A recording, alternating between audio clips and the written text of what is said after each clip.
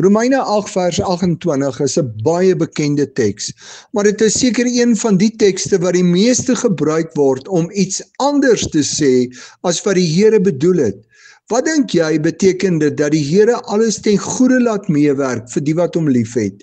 Beteken dit jy kan doen wat jy wil en die Here sal dit goed laat uitwerk? Wat is hierdie ten goeie? Is dit wat die Here as ten goeie sien, dieselfde as wat ons as ten goeie sien? In Romeine 8 vers 27 hoor ons dat die Heilige Gees vir ons volgens die wil van God bid. En in Romeine 8 vers 29 hoor ons dat God se ten goeie is dat ons al meer soos Jesus moet lyk.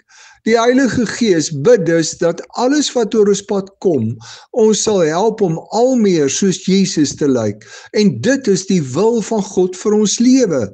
God wil hê dat die Here Jesus al meer in ons lewe gesien moet word.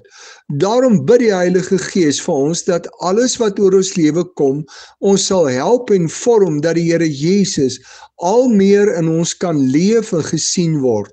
God se ten goeie en my idee van ten goeie kan dus heeltemal verskillend wees.